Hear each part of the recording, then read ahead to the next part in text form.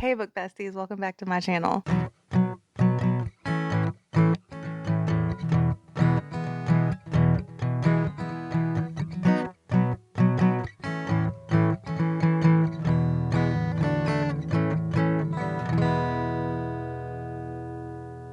February might have been the shortest month of the year, but I still managed to pack in some amazing reads. We had romance, vampires, even a few emotional wrecking balls. So grab a cozy drink, settle in, and let's chat about all the books that I read last month. First Time Caller by B.K. Borison. This book was the perfect Valentine's Day February read. It follows a single mom navigating putting herself back out there into the dating world again. And wow, did I relate to that so hard.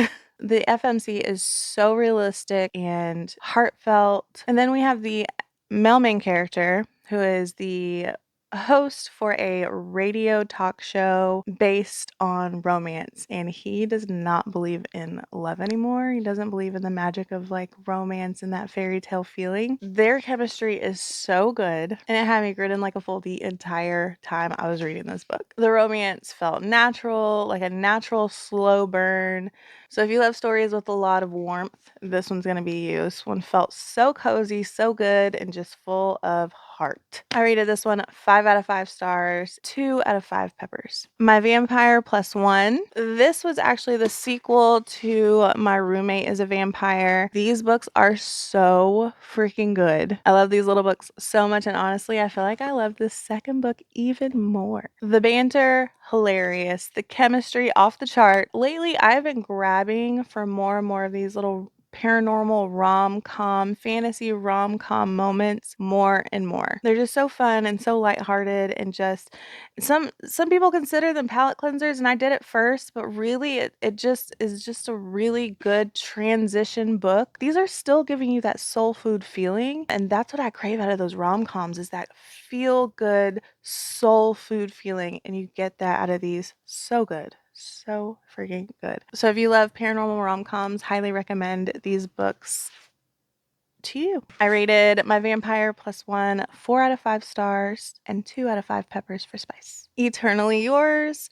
This is an anthology filled with all kinds of amazing work from brilliant authors like Kendara Blake, Chloe Gong. Yes, this is a paranormal romance anthology all about love.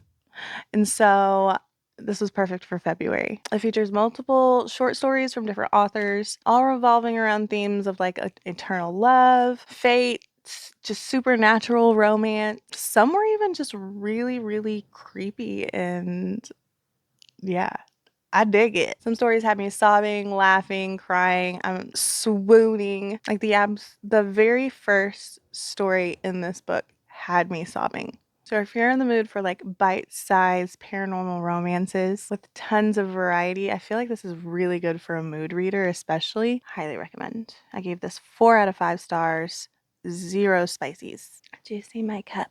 It's from Owl Crate. It says proud reader of Romantasy. And then it has like this on the other side.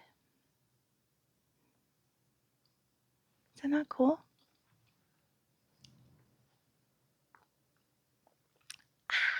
A Kiss of Iron? Okay, hear me out. There is a prequel series to this. I already read it and I didn't realize that it was connected to this. I knew it was the same author, but I didn't know that they were connected. I'm recommending this, and I'm going to jump into like what I thought and everything, spoiler free, but highly recommend the Black. I'm going to put the name of the other series here because I can't think of it off the top of my head, but I'm going to put it here. It is so good, and this is even better. That other series is a great segue into this one. Slow burn romance. The world building is immaculate. That strong character development. It's giving romantasy. The spice was spicing. And this had that on the edge of your seat tension. Highly recommend this one. I rated this one 5 out of 5 stars. I read this in one sitting. I could not put this down as unputdownable. 3 out of 5 peppers. These Infinite Threads, this is book 2 in this Woven Kingdom series. I unputdownable. This series is, Mafi has truly done something magical with these books. Created absolute magic with this world. And these characters, oh God, the diversity. She's given us Romantasy refreshed. A breath of fresh air. Again, unputdownable. I read this in one day. Could not stop. It's Mafi, so the writing is, of course, absolutely stunning. And the way that the tension is built between the characters in these books, oh my God. I'm on the edge of my seat. This book expands the world even bigger in such a breathtaking way. Easiest 5 out of 5 stars I've ever rated. I'd say 1 out of 5 bell peppers. Very sweet spice, if you want to call it that. If you have not started the series, please pick it up immediately. This Woven Kingdom is book 1. Signs of Cupidity by Raven Kennedy. I picked this up because I love Guild, the Plate of Prisoner series by Raven Kennedy. This was meh. I picked it up. I wanted to read it for Valentine's Day. This is a short little novella. I think this is part of a series of like 5 or 6 books. It was meh. It was okay. It follows a quirky female main character who is quite literally a Cupid. The idea and the premise was super fun, and I kind of enjoyed the humor, but I literally just could care less about what happens to any of these characters. Like, I'm not connected to any of the characters at all. It had some really fun moments, but I just don't think that I'm going to continue with this series. I usually don't talk about books that I didn't enjoy, but I did enjoy this, just not enough. Like, this was fun to read for February. I was like, oh cool, I read it for February. You know what I mean? Like, I did. I had a good time, but I don't recommend. It was a solid 3 stars, 0 peppers. There was no spice in this, which was very surprising. I think that also was very surprising to me. Because Lord knows they all wanted to. Vampires, Hearts, and Other Dead Things. This book came as a shock to me.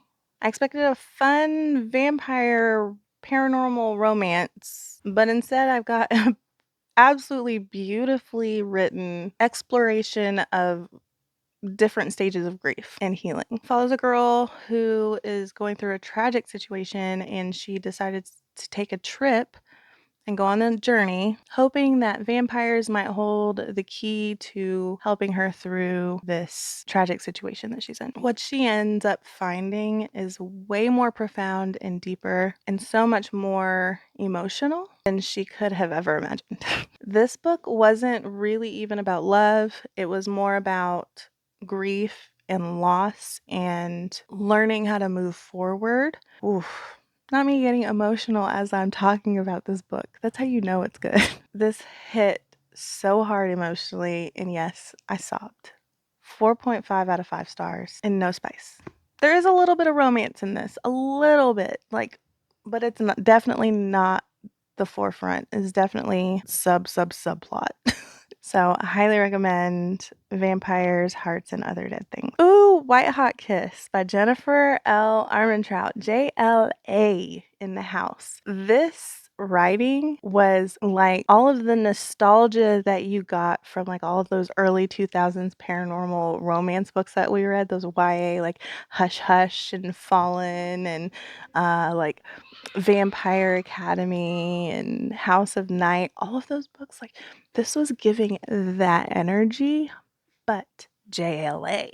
Oh, so good. This hit the spot. All right, this hit the spot. Demons, angels, gargoyles, love triangle. Romance is spicy, but intention and like yearning, angsty, but not overwhelming. And it's obvious it's YA. So it's really fast paced, full of drama, action, forbidden romance that just really icing on the cake. So if you like action-packed YA paranormal romances, I highly recommend White Hot Kiss by JLA.